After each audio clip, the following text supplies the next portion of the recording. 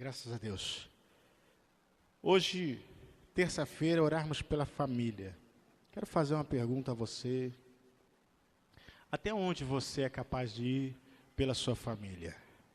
Até onde você é capaz de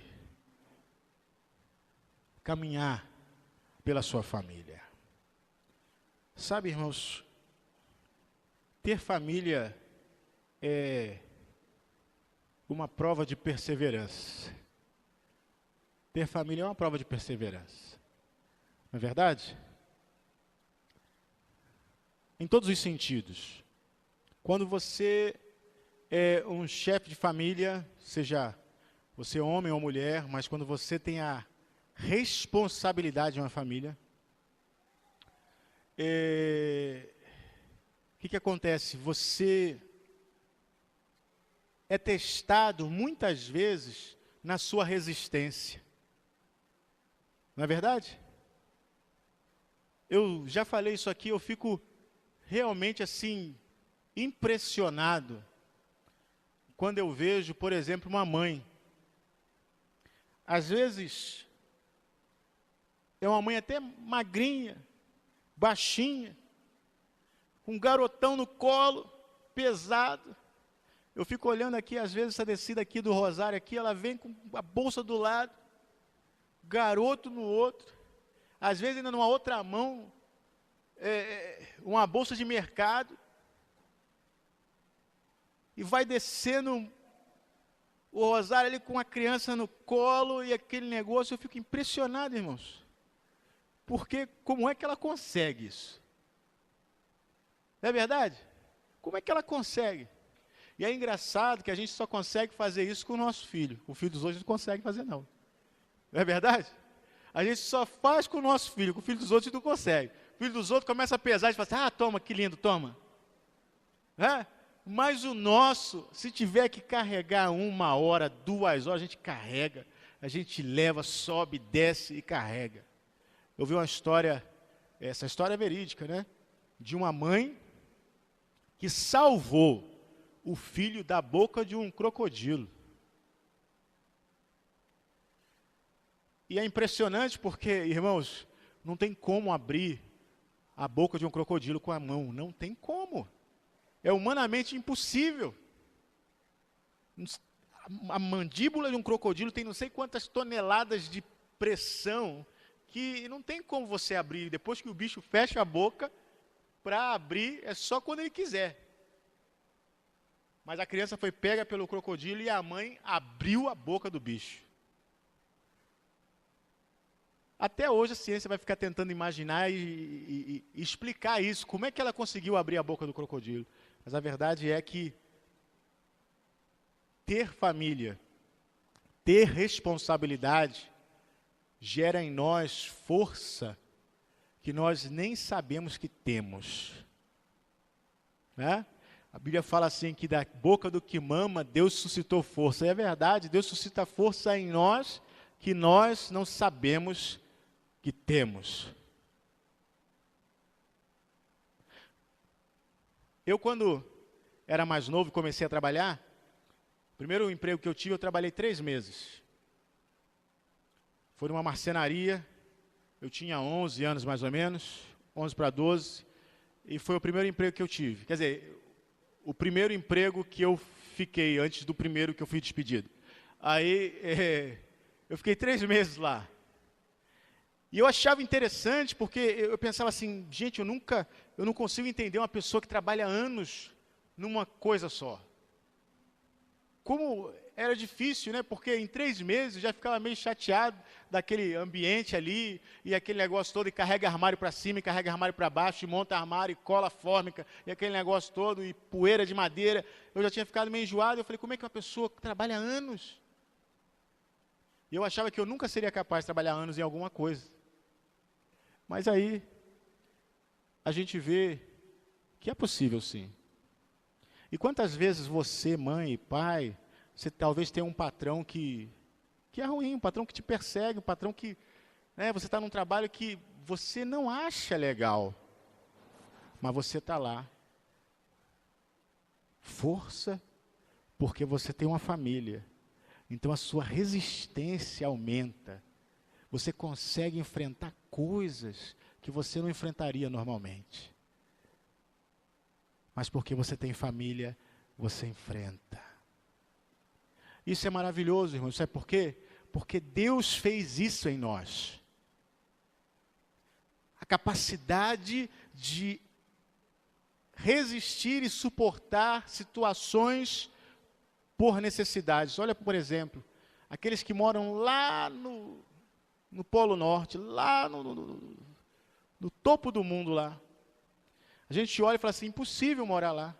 Temperaturas de menos 40 graus. Como é que uma pessoa pode viver lá e eles vivem lá? E se você perguntar para uma grande maioria que mora lá, se você quer sair daqui, ele fala assim, não, eu quero morar aqui, eu gosto de morar aqui. E a gente fica pensando, meu Deus, mas como é que o corpo suporta esse frio? Suporta porque Deus fez para suportar. Quando nós temos família, nós somos convidados a ir além daquilo que normalmente iríamos se estivéssemos sozinhos. Em Eclesiastes diz assim, que é melhor serem dois do que um, porque se forem dois, quando um cair, o outro ajuda a levantar. Dois vai mais longe. E é verdade, por quê? Porque quando um desanima, o outro anima. Mas se estiver sozinho e desanimar, quem vai animar? Quem vai trazer para cima de novo? Então hoje, querido, eu queria falar com você uma palavra para você que tem alguma responsabilidade, na sua família. Porque às vezes as responsabilidades nos cansam. Nós nos sentimos cansados e é um sintoma desses dias, um cansaço. Um cansaço, um desânimo que nós temos visto nas pessoas de um modo geral. Não é na igreja só não, é no modo geral. As pessoas têm vivido um pouco sem esperança, sem uma perspectiva de mudança, e trabalhando, e fazendo, e não vendo um final. Estão apenas sobrevivendo, mas não estão vivendo. Mas a Bíblia diz que Jesus veio para nos dar vida, e vida em abundância. Jesus não veio nos dar sobrevivência. Jesus veio nos dar vida e vida em abundância. Então, Deus tem para a nossa família vida e vida em abundância. Não é sobreviver, não, vamos sobreviver, vamos levando conforme dá. Tem gente que fala assim, né? Como é que você está? Ah, estou levando. Como é que vai? É como Deus quer, né? E nem sempre é como Deus quer, não. É como a gente se permite, ou permite Deus agir na nossa vida. Muitas vezes Deus quer outra coisa para nós, mas nós não nos permitimos. Nós deixamos daquele jeito e falamos, eu estou como Deus quer, né? Como pode? Não. Jesus diz que Ele veio para trazer vida e vida em abundância. Então, se Ele veio para trazer vida em abundância, eu quero essa vida. Eu não quero sobreviver, não, eu quero viver.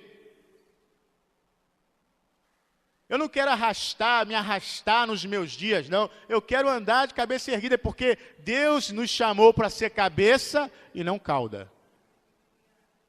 Então, se Ele tem isso na sua palavra, eu quero isso. Se Ele tem isso na sua palavra, você deve querer isso. Não aceite menos do que isso.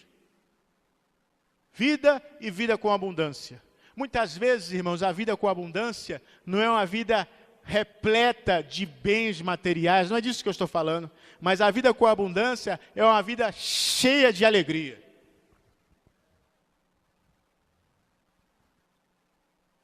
Você pode não ter muito financeiramente, mas a alegria tem que ser algo constante na sua vida. Porque essa alegria que a Bíblia promete não está baseada no que a gente tem, mas no que Jesus tem para nós. Essa é a vida abundante. Então nisso nós vamos nos alegrar, nisso nós vamos nos regozijar, nisso nós vamos nos gloriar. porque Ele tem vida abundante para nós. Eu queria ler um versículo que se encontra no Salmo 119. Fique tranquilo, fique tranquila. Eu não vou ler o Salmo todo. Senão, o pessoal fala, ah, meu Deus, Salmo 119, calma, fica tranquilo. Salmo 119, versículo 105.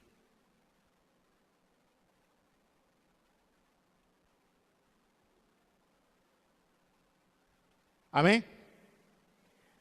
Lâmpada para os meus pés é a tua palavra, e luz para o meu caminho. Conhecemos esse versículo, conhecemos de cor, conhecemos muito. E no que esse versículo pode ser útil para nós hoje? Falando de família e falando de viver e não sobreviver.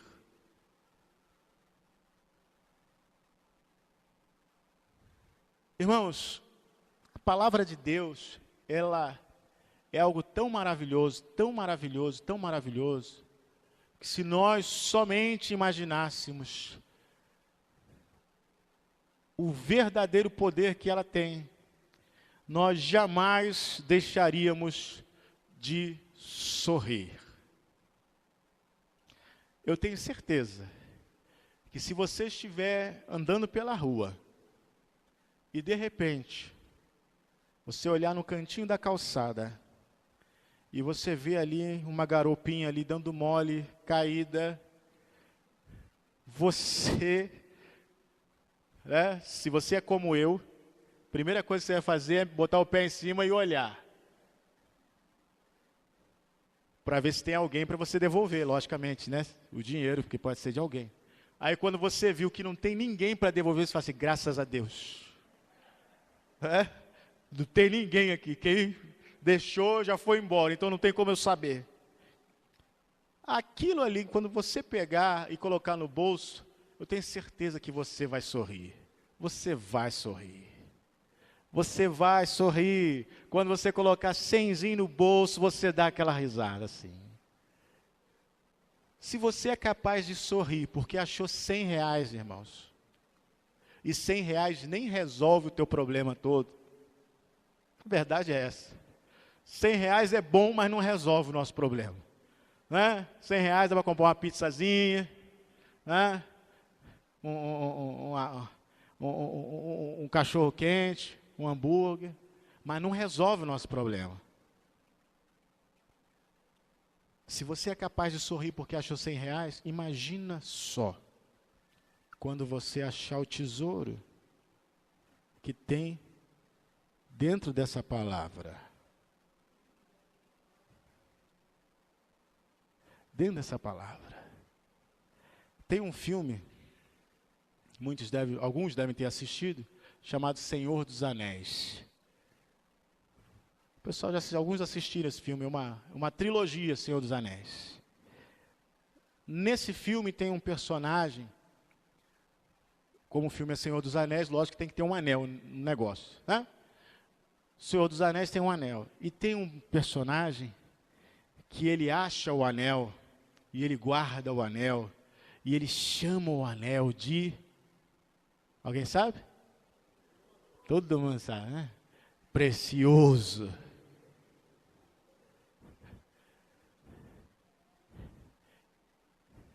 Ele guarda aquele anel com a vida dele, ele chama de precioso. Como é que você chama a palavra de Deus? Como é que você chama a palavra de Deus? Ah, é a Bíblia. Vamos ler a palavra de Deus. Irmãos, essa palavra é mais que preciosa. Sabe a solução para a tua família? Está aqui, ó. Está aqui. Sabe a resposta que você está procurando, que você está falando, meu Deus, Deus não fala comigo, ó. Está aqui, ó. A resposta está aqui. Sabe a cura que você precisa? Está aqui, ó. Sabe aquela bênção que ainda não existe, mas pode vir a existir, porque Deus é o que chama a existência, coisas que não existem? Está aqui, ó. Está aqui. Mas muitas vezes nós não temos essa palavra como preciosa. Quando ela diz a lâmpada para os meus pés, por que que eu preciso de uma lâmpada para os pés?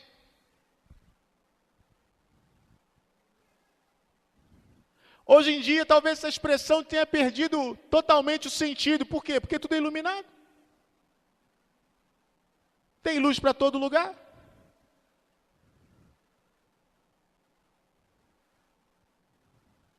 O carro tem farol. Engraçado, uma vez, pastoreando na roça, indo lá para os cantão lá de Itaucara, aqueles cantos lá, eu estava com o pastor Itamar, que era um pastor titular, a gente tinha ido numa igreja que ele tinha ido pregar, e a gente estava voltando na estrada, e a estrada, lá para aqueles cantos, não tem lâmpada, não tem luz, não tem nada, né? E a gente está indo com o carro, de repente a gente começa a ver uma luzinha fraca vindo lá na frente. A gente falou, que negócio é aquele? Duas luzinhas fracas assim, vindo assim, fraquinhas assim. Pareciam duas velas. Falei, que negócio é aquele que está vindo ali? No meio da rua, duas velas no meio da rua. Que negócio é aquele? Quando chegou mais perto, realmente eram duas velas. Mas elas estavam num Fusca, no lugar do farol. O camarada colocou duas velas no lugar, ele não tinha farol, botou as velas no lugar para andar com o carro. Irmãos, quando não tem luz, nós precisamos de luz para os nossos pés. Foi por isso que o salmista escreveu, lâmpada para os meus pés. Sabe por quê? Porque se eu não vejo aonde eu ando, eu tropeço. E quando nós temos uma família e temos uma responsabilidade de família, é muito difícil guiar as pessoas sem ver o caminho. Agora, como é que eu vou ver o caminho? Eu só posso ver o caminho se eu tiver uma lâmpada que ilumina os meus pés, senão eu não vou ver. Eu vou levar a minha família toda para o buraco.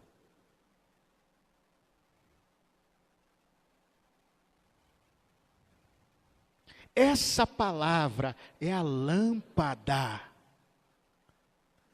que vai me permitir caminhar na direção certa. Porque embora exista luz artificial e luz natural, quando se trata de vida espiritual, irmãos, nós temos que nos guiar pela fé. E a fé é algo próprio de quem é espiritual. A fé não é algo de quem é carnal. Quem é carnal anda por vista. Quem é espiritual anda por fé. E andar por fé requer conhecer a palavra. Porque você só pode ter fé naquilo que é verdadeiro. Você não pode ter fé naquilo que é mentiroso. Então, para que eu coloque verdadeiramente a minha fé em algo que é real, eu preciso conhecer essa palavra. Ah, eu tenho fé que Deus vai me conduzir. Como é que Ele vai te conduzir? Como é que Ele vai te guiar? A Bíblia diz que o Espírito Santo é o Espírito da verdade que nos guia em toda a verdade. Como é que o Espírito Santo nos guia em toda a verdade? Se eu não conheço a verdade. Pilatos perguntou para Jesus, o que é a verdade? Jesus disse que veio dar testemunho da verdade, e Pilatos perguntou, o que é a verdade? Sabe que na filosofia a verdade é relativa? A gente aprende isso no seminário, a gente aprende isso na teologia, que a verdade é relativa. Ou seja, o que é verdade para você, pode não ser verdade para o teu irmão, porque a verdade é relativa, cada pessoa tem a sua verdade. Por essa razão, Pilatos perguntou para Jesus, o que é a verdade? Você está falando de verdade, mas o que é a verdade? A verdade, como quem diz, a verdade é relativa. Se você veio dar testemunho da verdade, que verdade você está falando? Meus irmãos, Jesus não é nenhuma verdade relativa. Mesmo que eu ignore a verdade que Ele é, Ele continua sendo verdade. Mesmo que eu não creia nele como verdade, ele continua sendo verdade. Mesmo que eu não siga ele como verdade, ele continua sendo a verdade. Muitos não seguem, não acreditam e acham que isso, mas ele é verdade. Ele vai vir e vai julgar os vivos e os mortos, isso é verdade. Vai ter um dia que nós vamos estar diante do tribunal de Deus, isso é verdade. E aí, não importa se você não creu ou se você creu, não importa. Esse dia vai chegar e a Bíblia diz que ele vai vir como um ladrão. Isso é verdade. Isso é verdade. Ah, eu não creio assim. Tudo bem, mas continua sendo verdade. Continua sendo verdade. Sabe, as nossas famílias precisam ser guiadas na direção de Deus. Você que tem responsabilidade em casa, você não tem só a responsabilidade de colocar comida, de vestir, de proteger, não só isso. Você tem a responsabilidade também de guiar na palavra. Na palavra. Sabe, quando nós formos arguidos por Deus a respeito do que fizemos ou do que não fizemos, nós também daremos conta da nossa família. Ah, Senhor, mas eu trabalhei, eu alimentei, olha, meus filhos estão formados, eu fiz tudo para eles terem do bom e do melhor. Eu fiz, ok, mas você conduziu eles na verdade? Você conduziu eles na palavra? Você falou da palavra para eles? Você insistiu no caminho para eles? Uma vez, numa classe de escola dominical, muito tempo atrás, uma pessoa que tinha filho pequeno, surgiu o assunto que a criança não queria vir para a igreja, se devia trazer a criança forçada à igreja, assim mesmo. Irmãos, eu sei que é um assunto controverso, mas acompanhe o meu raciocínio. Quando seu filho está doente, e ele não quer tomar o remédio, você força e dá o remédio assim mesmo. Não é verdade? Quando seu filho não quer comer, você força e faz ele comer assim mesmo. Não, tem que comer, senão vai ficar doente. Come. Assim mesmo. Quando seu filho não quer dormir, você força ele a dormir. Não, vai dormir. Tem que dormir. Não, chega, vai dormir. Tem que dormir. Você força ele a dormir. Quando seu filho não quer tomar banho, isso acontece muitas vezes, você fala, deixa de ser porco, vai tomar banho. Você força ele a tomar banho. Tem uns que chegam, e já grande, hein? Isso não é pequeno, não. Tem uns que chegam a pegar na marra e botar debaixo do chuveiro. Então tu vai tomar banho, eu vou te dar banho, então tu vai ver só. Vai lavar essas orelhas que estão imundas, vou lavar, tu vai ver só. Pé cheio de caraca. Não é verdade? Estou mentindo? Estou inventando? Não, você força. Eu não conheço um que tenha ficado traumatizado porque a mãe forçou a comer, porque a mãe forçou a tomar remédio, porque a mãe forçou a tomar banho. Eu não conheço um. Todas essas coisas que a minha mãe falava assim, vai e faz, hoje eu entendo perfeitamente que eu realmente tinha que fazer. E eu ensino os meus filhos da mesma forma, tem que fazer. Então me diga, por que dizer vai para a igreja assim está errado? Por quê? Ah, porque pode traumatizar ele e nunca mais querer Jesus. É verdade? Será? Sabe o que vai acontecer, querido? Quando chegar na idade dele decidir, pode ser que ele decida não ficar na igreja, pode ser. Mas eu confio muito mais que ele vai ver assim, olha, minha mãe me trazia, meu pai me trazia para o lugar certo. Eu conheço hoje pessoas que estão desviadas e que foram criados na igreja. Mesmo desviados, por mais que eles falem que não gostam da igreja, eles sabem que o que a mãe e o pai fez em trazer para a igreja foi a melhor coisa. Nós não temos só a responsabilidade material de cuidar, não. Nós temos a responsabilidade espiritual de ensinar também. E se nós não fizermos isso, Deus vai cobrar da gente, porque é a nossa responsabilidade. Tem que ir para a igreja sim. Aí a irmã na classe da escola, né, falou assim, então eu vou forçar meu filho a vir para a igreja quando ele não quer. Eu falei, minha senhora, e o filho era criança, né? Pequenininho. Se você não ensina ele quando é pequenininho a vir, depois de grande vai ser difícil mesmo. Vai ser muito difícil. Mas, irmãos, nós precisamos entender que a palavra diz assim, olha, ensina a criança no caminho que deve andar, fala quando estiver assentado, quando estiver levantado, quando estiver caminhando, quando estiver comendo, em todo tempo fala, fala, fala e fala.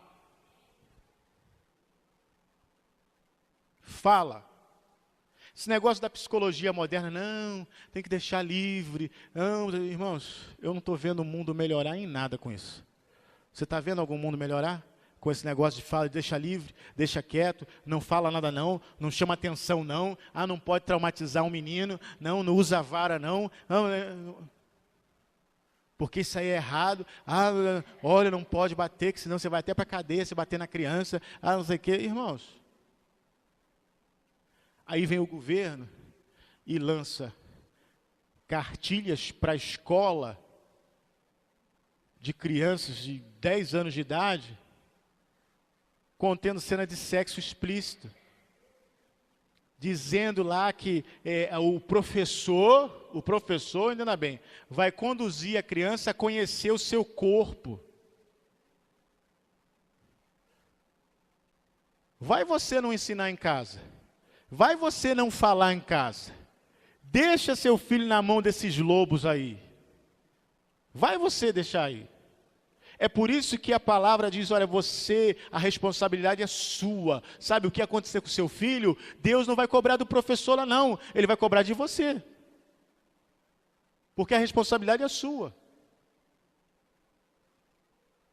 Eu duvido que tenha qualquer país que obrigue a qualquer pai, qualquer mãe, manter um filho numa escola como essa. Duvido. Sabe o que vai acontecer? Vai acontecer que vários pais vão se unir, vão montar as suas próprias escolas, onde essas cartilhas não vão entrar. É isso que vai acontecer. O caminho é formar associação de pais, e a associação cria escola, e nessa escola não entra essa cartilha.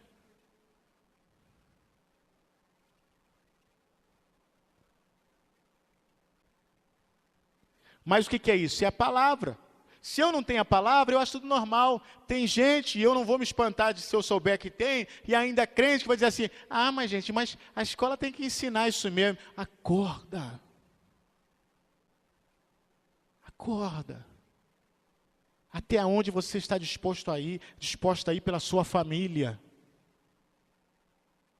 Irmãos, a moral e os bons costumes estão desaparecendo. Se a moral e os bons costumes desaparecem, o que fica? O imoral e os maus costumes é o que fica. É o que vai ficar. E aí a gente vê aí meninas 10 anos engravidando, meninas de 10 anos engravidando. A violência contra a mulher, a violência contra a criança, crescendo cada vez mais. Por um lado, os homens estão cada vez menos respeitando as mulheres e as crianças, e por outro lado, as mulheres também estão cada vez menos se dando respeito.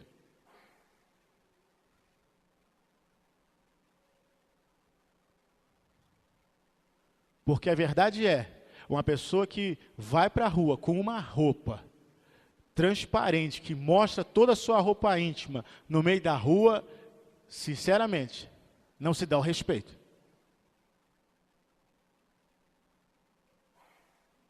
Não se dá o respeito.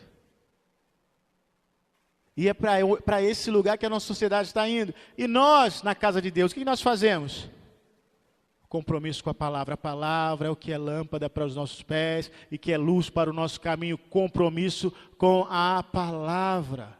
Então hoje, querido, nós vamos orar pelas famílias, mas entenda uma coisa.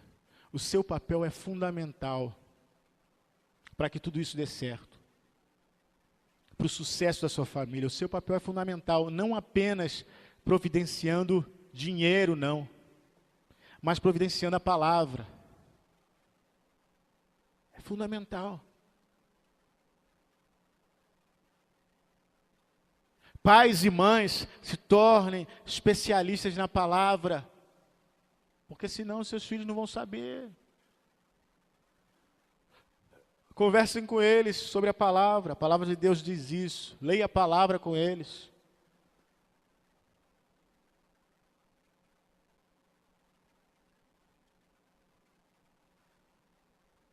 Sabe, a gente fica esperando soluções mágicas para a nossa família, mas isso não existe não. Assim como você, para construir uma casa, construir um lar para sua família, você trabalha muitos anos. E trabalha, e vai comprando tijolinho por tijolinho. Uma vida espiritual, família também leva muitos anos. É construída dia a dia, não é da noite para o dia, não é de uma hora para outra, não é num passe de mágica, não. É temendo ao Senhor e vivendo essa palavra e deixando ser conduzido pela palavra. Sabe, não adianta. Não adianta desanimar. Eu às vezes vejo as pessoas assim, querido, você pode pensar o que for, mas domingo de manhã é dia do seu filho estar na escola dominical.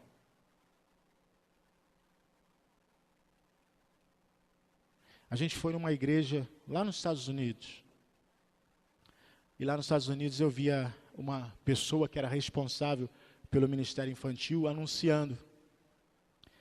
E ela falou o seguinte, falou assim: irmãos, se os pais não trouxerem as crianças, nós não vamos poder fazer o ensaio das crianças. Porque elas precisam que os pais tragam. Mas sabe o que passa na cabeça dos pais? Ah, é só um ensaio de criança, isso aí depois a gente bota ela lá no meio para cantar. É isso que a gente faz com as crianças. A gente já ensina eles a não terem compromisso. A criança ouve na classe, a tia fala assim, olha, de terça-feira nós vamos ter um ensaio. Aí a criança vai para casa, mãe, terça-feira tem um ensaio. Terça-feira tem ensaio, cria aquela expectativa. Ela está certa, tem que criar aquela expectativa. Aí chega em casa, amanhã, meu filho, não vou te levar lá não. Eu estou cansada, eu não vou levar não. Se teu pai quiser levar, ele leva, mas eu não vou. Aí o pai fala, me tira dessa, eu não vou não. Eu não sei o que. E que mensagem você está dando para o seu filho? Que mensagem? Sabe o que você está fazendo? Você está matando a fé no coração do seu filho. Depois, mais tarde, você vai chorar por causa disso. Se seu filho ama a igreja, se seu filho ama estar na casa de Deus, glorifique a Deus por isso e faça tudo para ele continuar amando. Alguns aqui já são pais de filhos grandes. Isso não vale mais, mas se você tem filho, criança, pequeno ainda, faça tudo para ele estar envolvido. Faça tudo. Tem pais que querem que o filho seja jogador de futebol. E aí é impressionante isso. Eles levam lá para baixo, para o Rio, vai treinar no Flamengo, vai treinar no Fluminense, vai treinar lá no Bangu, lá em Moça Bonita, ele vai. Calor, tiroteio, troço, ele vai assim mesmo. Mas para o ensaio na igreja. E de novo esse negócio de ensaio. Tem que falar com eles lá, parar de ficar marcando ensaio assim, porque a gente tem mais coisa para fazer. O que você tem que fazer é cuidar da vida espiritual do seu filho, da sua filha. Para que ele cresça um homem, uma mulher temente a Deus, que ame o Senhor, que queira estar na casa do Senhor, que tenha compromisso.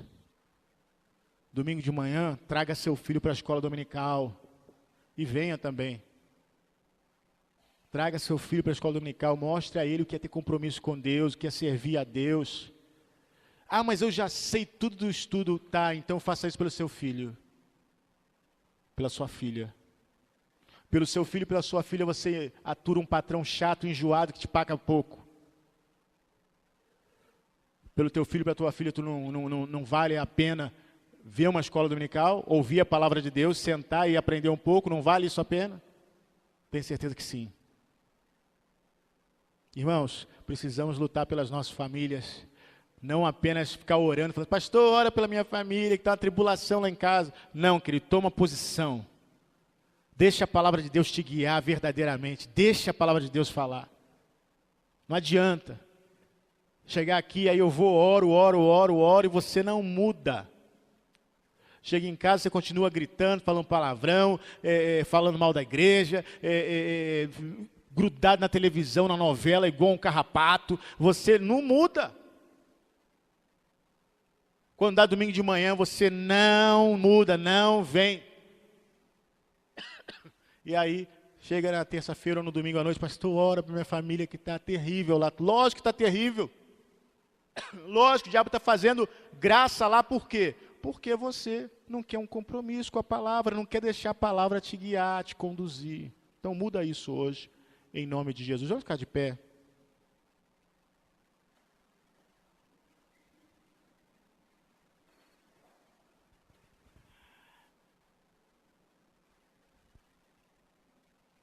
Glória a Deus.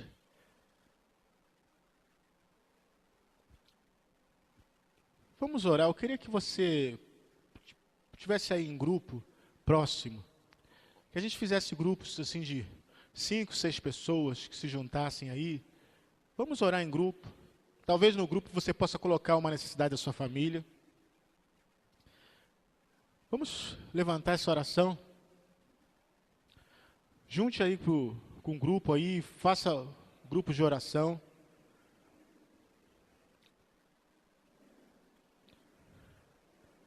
Chega perto aí se tiver alguém sozinho, puxa para um grupo aí. Não deixa ninguém ficar sozinho não. Chega perto, se junte com alguém. Se você quiser falar sua necessidade de oração, fale sua necessidade de oração. Se você quiser, se você não quiser também, simplesmente ore. Vamos orar, comece a orar pela sua família, coloque o espírito de oração, talvez tenha alguém enfermo, alguém precisando, passando por um problema sério. Vamos orar em nome de Jesus.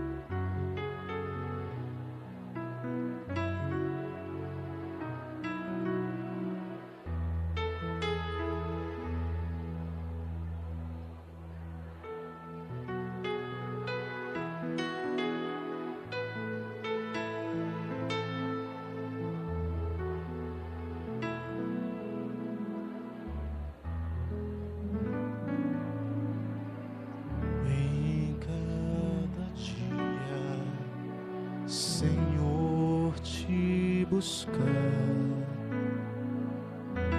cada momento teu nome louvar, meus pensamentos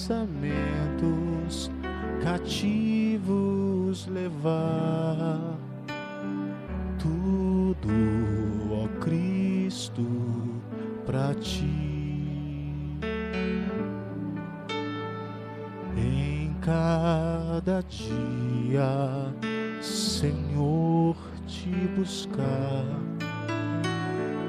cada momento teu nome louvar, meus pensamentos cativos levar, tudo, ó Cristo, pra ti.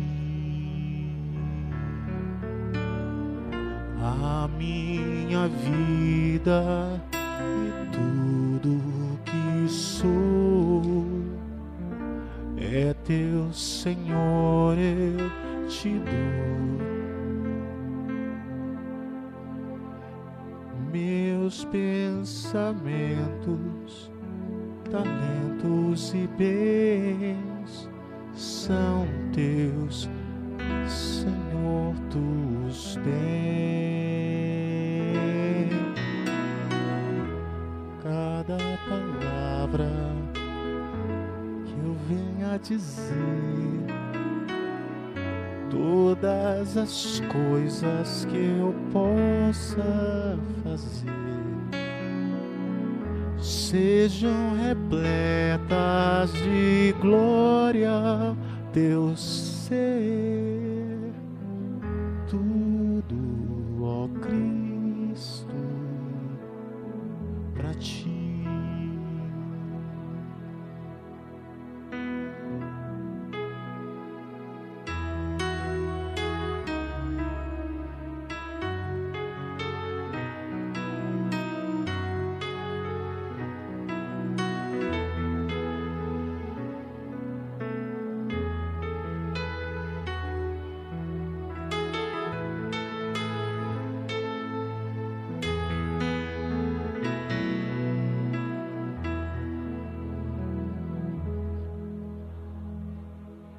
Meus pensamentos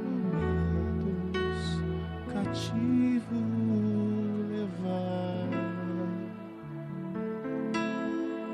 tudo, ó Cristo, pra ti.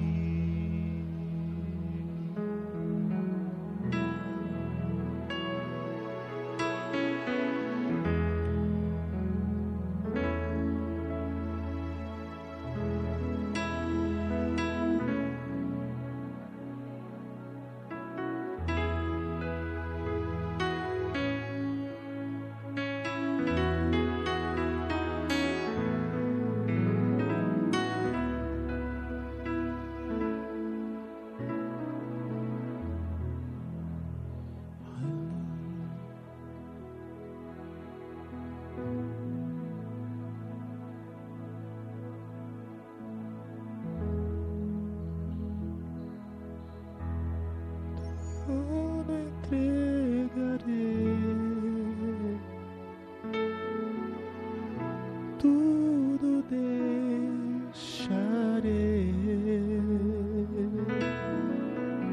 sim, por ti, Jesus bendito, tudo deixarei,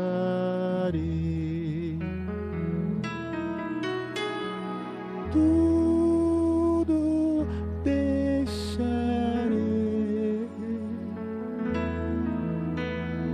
tudo entregarei, sim, por ti, Jesus bendito, tudo deixarei.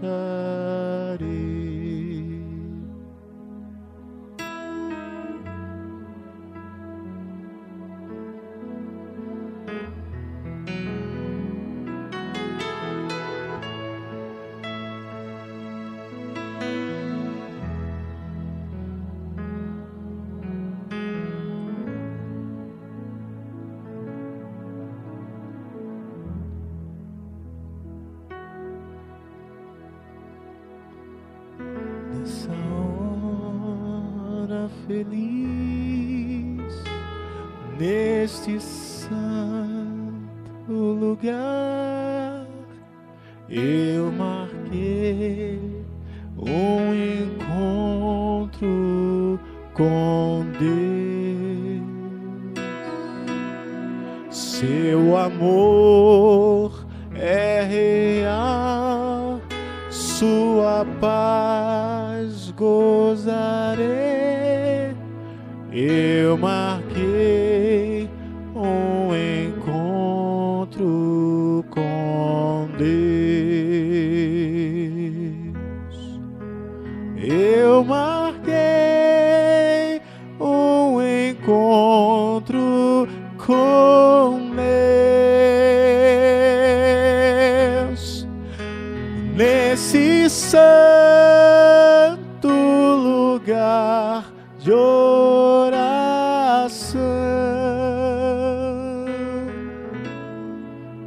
Nessa hora feliz, nesse santo lugar,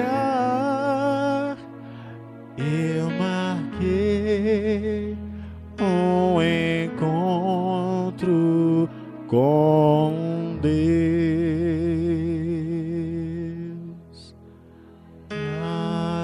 Aleluia, aleluia, aleluia.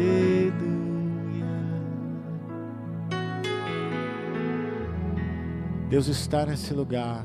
Você marcou o encontro com Ele e Ele se faz presente. Senhor Deus, em nome de Jesus, sobre cada família, sobre cada lar aqui representado, meu Pai.